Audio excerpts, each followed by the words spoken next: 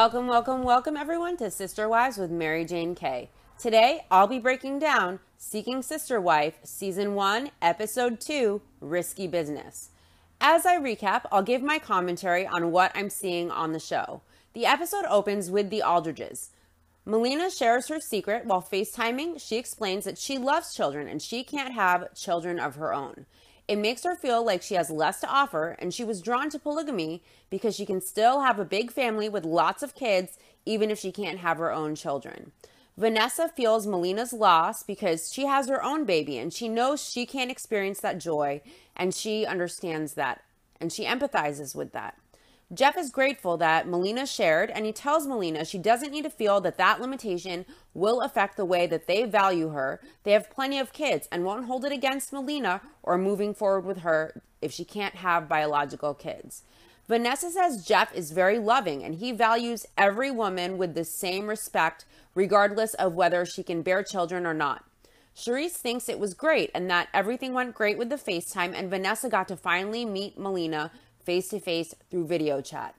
Jeff says Melina not being able to have kids, it brings up the idea that childbearing is a main component of Mormon thought, but in reality, it's important to them.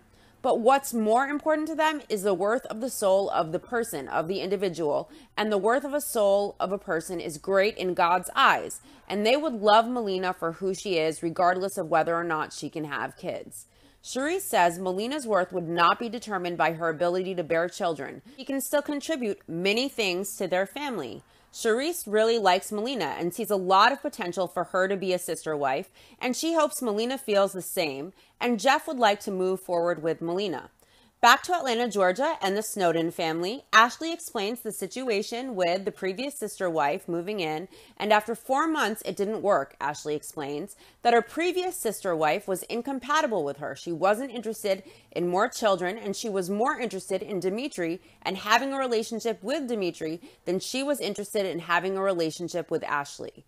Dimitri says it's important for the relationship that the sister wife want a relationship with Ashley as well. He says it became restraining. She took Ashley as a part of the package and as more of an afterthought. And Ashley says that wasn't going to work for them. Dimitri says what they learned from the experience is that they all need to be on the same page of what they want from polygamy. As we know, there are many allegations of alleged abuse against the Snowdens, specifically Dimitri Snowden, from multiple women who were potential sister wives previous to the Snowdens appearing on the show. There is also a young lady who was on the show who made allegations that were very serious, alleged abuse allegations. And I'm going to say alleged abuse because I have to, but in my personal opinion, I do believe the woman, and I believe you should always believe the victim. And there are many social media posts and interviews on YouTube and podcasts you can find interviewing some of the women, and the trauma from abuse can last way past the incidents of abuse for the victims. They can last a lifetime, the repercussions of abuse. These alleged abuse allegations are very serious, and the impacts of abuse are not just in the incidents of abuse. There are lasting harmful effects that are lifelong to the victims. So I just want to point out that this isn't necessarily a simple case of the potential sister wives not getting along with Ashley as portrayed on the show, in my opinion. Ashley says they took time to heal and they are now ready to get back out there and find a new sister wife. They created an online profile to find women, and they find 22-year-old Jocelyn, a flight attendant, who would like to become a neurologist one day. She keeps an open mind and likes to stay open to new experiences. Ashley says every relationship that fails teaches them something new, and they can apply those lessons to the new relationship attempts that they make. For example, they will spend time talking via Messenger together as a couple with the potential sister wife. Ashley says before she would spend lots of time one-on-one with the potential sister wife, talking and bonding, and it's great. But then when it would be time for the potential sister wife and Dimitri to talk, there's a weird alliance to Ashley. Or if it's the opposite, she could develop a strong relationship with Dimitri and talk to Ashley and feel that Ashley doesn't like her. Ashley says if she and Dimitri move together and message together with the potential sister wife, it allows the sister wife to get to know them together and develop the relationships with Ashley and Dimitri together so they aren't getting ahead of one another. Ashley messages Jasmine and she tells viewers that most women wouldn't be happy with the idea of their man interested in another woman. Ashley has no issue with it because she knows what they are working toward and she wants to make sure the woman they choose wants to be a part of the whole family and a part of the whole lifestyle. Next, we are back to the Brynies in American Fork, Utah. April explains after moving 13 kids and the 4 of them into one big home together, they're having growing pains. April, who has left the family after this season, said after Drew and Angela, Drew's third wife, got married so quickly that they are still getting to know each other, which usually happens in the courtship phase. But Angela and Drew got married after only 13 days, so knowing the family and getting to know Angela along with the wives is happening post-marriage, when usually it happens beforehand in the courtship. Drew says he decided to do like April usually likes to do. April likes to be spontaneous. She complains that Drew thinks too much about things and overanalyzes. So he said, all right, fine, and he married Angela after just 13 days. Angela lived alone prior to marrying Drew, and she is used to a lot of space and alone time, so moving in with all these people is a big adjustment for her. Drew is making the rounds to do his daily delegations so everyone can get busy. Drew explains that in the state of Utah, polygamy isn't just illegal. It's on everyone's radar. As a plural family having different wives living in separate homes, you can live a lot less conspicuously. But moving into one home, it's more difficult to be discreet, so they are taking bigger risks by all living together in one house. Angela, the third wife, asks Oralee, the second wife, how unpacking is going, and she says it's crazy. Angela tells Oralee the neighbors are poking around. They are curious as to what's going on, who they all are, who they are to each other. Angela met the neighbors across the street and she's worried because a risk of plural marriage in Utah is that somebody can report them to the state as polygamists, and it's illegal. Angela says as the new wife with a new baby, it terrifies her. It's hard, it's taxing to hide it, and taxing on each wife's relationship with Drew and the other relationships with each other among the sister wives. They have to be careful about how they behave outside of their home, and they have to hide their relationships. Oralee says, if they were to be open and say, this is who we are, and say the truth, there are devastating consequences for them as a family. Oralee says they have chosen to be on the TV show as a family, even though there are a lot of risks that they face that are drastic, because they want the public to know what they are really like, and they need to shatter the prejudice that's against them as polygamists. They need something to change for the thousands of other polygamous families that are out there. They need to be free. Angela says as far as snide comments or people not liking them, she really doesn't care, that's fine. But as far as the consequences to the family, like her going to prison for living as a polygamist and not being able to raise her son, it's ridiculously scary. Angela explains that April, the first wife, is Drew's legal wife, and she, as the third wife, and Oralee as the second wife, do not have state-sanctioned legal marriages with Drew. Because of that, Drew, Oralee, and Angela could face prison time if they are found out to be polygamists. Oralee says April doesn't understand the depths of what that looks like, and neither do April's children. They never had to do what Oralee's children have had to do, meaning denying their father publicly. Oralee says the thing that's hardest for her when she was living in one house with April was that her kids couldn't be in the front yard and call Drew dad, because then they would get found out to be polygamists. She remembers her children's faces being so sad. It started to make Oralee's kids feel second class even in the home. April was talking about reaching out to the neighbors and being friendly and inviting them over, and Oralee doesn't think it's a good idea. Angela agrees that they can't have the neighbors over there. There are too many opportunities to slip up. The kids would all call Drew dad for number one. Angela says as far as the law is concerned, April definitely has less at stake than them as a legal wife. She isn't at risk to go to prison or at risk that her kids could be taken away from her. Angela says she will avoid interaction with the neighbors, and they need to come up with a story to tell the neighbors about who they all are to each other. Back to the Snowdens, they messaged Jocelyn a few times, so now they are ready to start with video chat. Dimitri says the leap from just texting and messaging someone to video chat is huge. He's nervous about being who he thinks he's supposed to be in front of Jocelyn. He's nervous about it, if she is who she is supposed to be. It's all this stuff mixed up together, Dimitri says. There's a lot of gravity that comes with that. Ashley says having a sister wife is beneficial because they don't have to figure out where the village is. They are the village working together as a community. They don't have a support system now, just as a couple of just Ashley and Dimitri. So having someone else takes some of the strain off of figuring out how to thrive. They asked Jocelyn what makes her so interested in living polygamy. What makes Jocelyn interested in their online profile and in them? Jocelyn thought Ashley and Dimitri were both very attractive and beautiful as people, so it attracted her to them. As far as the polygamous lifestyle, she feels it's beneficial for all parties. As women, they can confide more emotionally, and as far as upholding a house, 2 wives are better than 1. Dimitri asks Jocelyn, polygamy is outside of normal relationships in the United States, so how does she feel about going public with that? Jocelyn doesn't care about what other people think. Dimitri asks Jocelyn what her family thinks about it, and she says it's not something that they judge her for. She has an older sister who is 37, and Dimitri is 36, and he asks Jocelyn how she feels about that. Jocelyn says that's different. She likes people that are older. She doesn't like people her age. Ashley says they never considered having a sister wife as young as Jocelyn, who is 22, before. So if she is unsure and interested in polygamy one day and tomorrow in something else because she is still growing and figuring out stuff, that won't work for them. Dimitri asks Jocelyn, when you find the family you want, what does that look like for you? And she wants a close-knit family to feel like there's 2 different relationships in one. Ashley says, like, we would be friends and build a dynamic and create. And her and Dimitri would also have a separate relationship. Jocelyn agrees. She wants that closeness with both of them, and she wants a support system as well.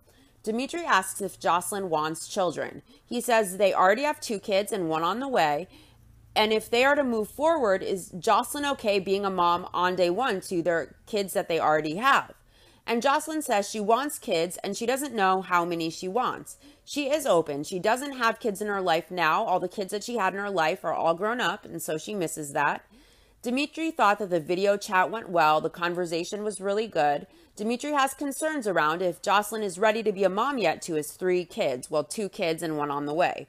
Ashley says it's important to know if this is what Jocelyn really wants. Dimitri thinks that Jocelyn works. She might be a good fit and she wants kids. Ashley says Jocelyn has a pretty smile and pretty natural hair, and she thinks her answers sound too good to be true, like Jocelyn said everything that they wanted to hear. Ashley says Dimitri is excited, but she is concerned over Jocelyn's age and maturity level, and she has a lot more life to live and a lot to learn, Ashley says. And to make a decision about a family like theirs, she's wondering if Jocelyn is ready for that. Next up are the Aldridges in Genola, Utah. Jeff and Vanessa are taking a walk, and Jeff asks Vanessa how she feels about Melina. Vanessa was ready to pursue a sister wife, and then she got pregnant, and she doesn't know how she feels now. Vanessa is 12 weeks along with her 4th child. When she was pregnant with her son Dane previously, they were courting Charisse, and it was hard for her because she wanted her husband and she was extra emotional being pregnant. She was going through the roller coaster of pregnancy and adding on to that the roller coaster of courtship and courting another wife as well. And it was extra hard for her, and she isn't sure that she is ready to go through it all again, especially while being pregnant. Jeff says Charisse has jumped in and gotten to know Melina and developed a very good friendship with her. Jeff wanted to make sure that Vanessa was okay. Vanessa explains that Charisse is more gung-ho and excited because she has made a connection with Melina. But being sick with this pregnancy, Vanessa hasn't been able to invest as much into a relationship with Melina yet. She says they will keep getting to know Melina and find out who she is and like her, or they'll find out that there are things that aren't compatible. The only way to know is to keep talking with Melina. Back to the Snowdens. Tomorrow is Neo's 3rd birthday party, and Ashley's mom is flying in and her sister as well. Dimitri asks how Ashley's mom will take everything. Dimitri asks if she'll be easy about them finding a new sister wife. Ashley tells him her mom is opinionated. She thinks it's time to tell her family that they are looking for a potential sister wife. Her sister is supportive, but her mom isn't a fan of polygamy. Dimitri says because polygamy isn't a normal lifestyle choice and it didn't work out before with potential sister wives, Ashley's mom may be thinking they won't try again, but they are serious about living polygamy and they won't give up on living the lifestyle because they haven't yet found the right person yet. Dimitri asks how they will break the news to Ashley's mom, and Ashley suggests that she tell her mom alone. When Ashley first told her mom that she and Dimitri were going to live polygamy, she asked if Ashley was in a cult. She asked Ashley if it means that Ashley's gay. She asked Ashley how sex works or if Dimitri has put her up to living polygamy and it's Dimitri's idea. Dimitri says it's like Ashley can't even come to the decision on her own as an autonomous being. Ashley says it's not something her mom ever knew that she was interested in and ever knew coming from her. Ashley knows her mom loves her, but she's not sure how she will take this. Ashley says her mom's reaction when she first told her that she embraced polygamy was she flipped her wig. She isn't sure how her mom will react or her sister, and she doesn't want their reactions ruining the energy of the day. It's her child's birthday after all. Ashley tells her sister Chanel that she and Dimitri are dating again, and they're trying to figure out how to tell their mom. Her sister says Ashley likes to try new things, so when she found out that Ashley and Dimitri wanted to practice polygamy, she wasn't surprised because Ashley will try anything, but not all of their family is open to the lifestyle. Ashley asks how to present it to her mom because the last potential sister wife didn't work out, and her mom isn't a big fan of the polygamous lifestyle. Her sister tells her to tell her mom that they have decided to try again and they learned from their mistakes, and then Ashley just needs to rip the Band-Aid. Ashley says although her mom doesn't approve of the lifestyle, she still wants her mom's support, so she doesn't know what to expect. Back to the Brineys, Drew sits with his wives, and he says Arlie and Angela have brought it to his attention that the neighbors have been asking some questions, and Drew thinks they should have discussed this before the move, but they need to have a cover story now set so they keep their story straight, and he knows it's stressful, and he's sorry to bring it up, but he wants his wives' thoughts on how to proceed. Drew says one thing he hates about the lifestyle is not being able to be open with it as a plural family with every wife in separate homes. It's a lot less conspicuous. So they knew if they all moved into one home, there's a lot more suspicion and a lot more risk along with that. Drew is under extra pressure as both an attorney and a polygamist in Utah because he's in the public eye and he's very visible, and polygamy is something considered undesirable in Utah. They want to eventually move out of Utah, but he has a caseload and a lot of work as a lawyer, and he has to get through all of his work as an attorney before he can retire and move. Arlie wishes they can be open about it. She's done this too many times. She was secretly hoping that when they all moved together to this house, they could be done with that, done with the lies, done with the covering up. She says within the neighborhood, that's not a good possibility. Angela thinks there's way too much at stake. April, who is a legal wife with nothing to lose, says she hates this and she wishes they could just all be honest and be who they are, and it doesn't feel right to her to make something up. Drew tells April, who has nothing at risk as the legal wife, that he doesn't like it either, but the consequences are too heavy to try that gamble. April is torn. She doesn't like the running and the hiding. If it were up to her, she'd just be open, come what may. But she isn't risking prison time and her kids being taken away from her, while the other wives and Drew are risking jail time, and the wives are risking their kids being taken away because they're not legal wives and they're living polygamy, which is illegal in the state of Utah. She acknowledges that she has the least to risk in the family, and so it puts her in a difficult place. Angela says they have to lie to protect their family, and she doesn't like it, but there's no way she's going to risk going to jail. Who would raise her son, she asks. She says having just joined the family, she has never had to deal with this, and some nights she is kept awake thinking about being separated from her son and her son becoming a ward of the state, being raised by someone else.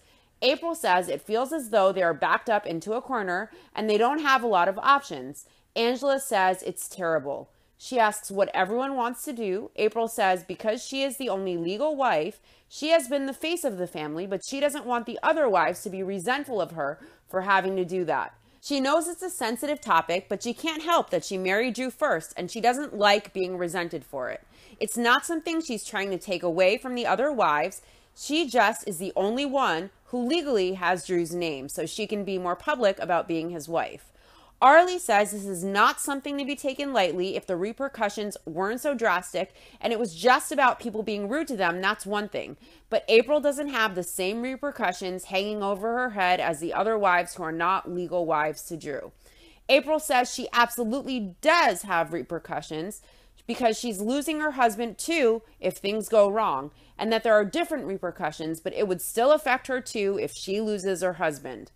Arlie, Drew's second wife, says she can be the visiting aunt. Angela will be the live-in nanny. Drew says it's a risk to put everyone under one roof, but it's also a risk to be a plural family in Utah, and there are thousands of plural families in Utah. Drew warns them to refrain from affection outside of their house and to be cautious and to keep things toned down outside, but inside the home they can live a normal life. The producer asks, "It's not an easy decision to be on a show like this. Why are the Briney family doing this?" And Drew says they need people to see that plural families are normal. They're normal people in plural families, and it's a normal alternative lifestyle, and they need more plural families to open up to show that there are lots of plural families with normal, good people. And then they can hope to change the law and allow everybody to live in peace and harmony like everybody else. Drew asks his wives how they will tell the kids the cover story. And with a cliffhanger to that question, we are back at the Snowdens. Ashley is going to talk to her mom while Dimitri entertains the rest of the family and plays with the children. She says it will be an uncomfortable conversation. She tells her mom that Dimitri and her are not a typical couple, and she knows her mom has her feelings about that. She tells her that they are dating again and seeking a potential sister wife. The mom gulps down her wine and tells Ashley the last relationship didn't work and it was hard on her, and what hurts Ashley as her daughter hurts her as well as Ashley's mom. Ashley says her mom looks at the family dynamic as something that's only beneficial to the man. So polygamy would only be beneficial for the man in Ashley's mom's view. And her mom wonders, what is her daughter getting from it? What's in it for Ashley? Ashley tells her mom it's their forever person. It's not a game. And so they have things that they are trying to accomplish with their family. And they try to be as transparent and communicative of those things that they are trying to accomplish with their family. And they try to be as upfront as possible with them. The mom says she would never sign up for that lifestyle because she does not share. Ashley's sister says the most uncomfortable topic, the elephant in the room, is the sex thing. Everyone is curious about the sex. Who gets to do it with whom? Does everyone do it together? Does each wife get a turn? The mom tells Ashley it's her life. She's a queen, Dimitri is a king, and they have their own castle. So Ashley has to make her own decisions and do herself. She tells Ashley, "Ashley, do you." Her mom will never turn her back on Ashley or disown her because who is she to judge? Ashley appreciates that, and she says although her mom may not approve of the polygamous lifestyle, she looks forward to the day that they have a sister wife, and she would love her mom to meet her. But for that reason, she wants to make sure that the sister wife they choose is the right one. Back to the Aldridges, Jeff, Charisse, and Vanessa will video chat with Melina because they are ready to take the relationship to the next level. It means introducing Melina to the children and inviting Melina to visit Utah and meet the family. Jeff says it's a big deal. Jeff asks if Melina will be ready to meet the kids, and Melina says she'd love it and she's been looking forward to meeting them. Charisse explains that if they were to meet a woman locally or at church, she would already have met the entire family on day one, before the relationship even progressed. But because Melina lives in Michigan, it's different. So they introduce some of their kids to Melina on video chat. Melina introduces the kids to her cat, and the kids ask Melina if she likes kids. Melina tells them that she does like kids. She thinks that kids are amazing little mini humans that are full of wonder and discovery. Charisse is excited about asking Melina to come visit, but she's also nervous because she doesn't know if Melina will think it's too soon or not. She asks Melina to visit soon, and Melina thinks it's a good idea to meet face to face, and she wants to get to know Vanessa more, and this will be a good opportunity for that. Vanessa isn't sure how she feels. She isn't not excited, but she doesn't know Melina. Melina is still a stranger to her, and she hasn't yet developed a relationship with her. Charisse is very excited. Back to the Brineys, they round up all the kids to explain their cover story because of the repercussions should the truth that they are polygamists come out. Or leak knows that they have to have a cover story and that they can't say who they are, especially when it comes to the kids having to lie and have a cover story as well. April doesn't like telling the kids this. She'd rather be open and face what comes. Angela says, in truth, when it comes to protecting the family, it needs to be a priority, and this cover story thing is very important. Drew says, as part of his job as an attorney, he has watched families being torn apart and fight it out in court for years, and he has seen prejudiced judges against polygamists who break up families solely based on bias. The wives and Drew sit with the kids, and Drew tells them that the neighbors don't know that they have more than one mom in the family, and if they find out, they might kick the family out of their house and make the family move somewhere else, and it would be super sad if that happens. They believe in honesty, but the only exception to this rule of honesty, the only little caveat where they can be dishonest, is if they are protecting an innocent person from harm, and that's the only time that dishonesty is okay. April wants them to feel like they are telling something that's true, but they're not telling the full story. Orly tells them they need to do that because there are very bad consequences that can happen, and they could end up without a home, and there's a possibility that some of them could even go to jail because of unjust laws. Angela says they don't want to scare the kids, but it's important that they understand the gravity of the situation, that they could lose their siblings, they could lose their mom, they could lose their dad. One of April's daughters says living in one house is nice because her siblings are always around, and if they lived apart again, she'd miss them. April asks the kids if they've ever heard of a nanny. She says if they have friends over and they ask why Angela is there, they're supposed to say that Angela is the nanny. Angela says since they all moved in together, she has wondered what she has gotten herself into, but she hasn't wondered if it was a mistake. Things are more intense than what she expected. April asks the kids, is Aurelia mom? And they say that she is, and April says, we love her. She is a mom, but we don't want people that live outside, like the neighbors, to know that she's a mom, and that is something special to only keep inside. April asks if Aurelia is related to Daddy, and they say yes, because she's Daddy's wife. She's family. So what they're going to say is that she's extended family on Daddy's side. April doesn't want them to ever go and say Aurelie is her other mom. One of the kids asks if they should call Aurelie their aunt, and April says yes. Aurelie hates hiding who she is, but she knows that it's best for the family and makes it worth it to not allow someone to hurt her or to hurt her kids. One of the boys asks what happens if someone asks him if Drew is his dad. And Drew tells him that's the super hardest thing because there isn't a good answer for it. He says to his son to just say, oh, that's Drew, and to try to remember not to call him Daddy outside the house. Drew asks if it makes him feel sad, and he says it also makes him feel sad as well. Drew explains to his kids no one likes having to have a cover story. It makes all of them feel uncomfortable, and it makes all of them feel sad, but it's a big deal, and they have to do it.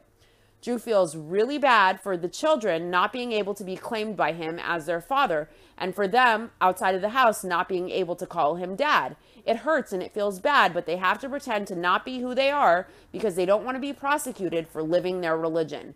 They don't feel that they have any other choice. They are a plural family, and this is their life.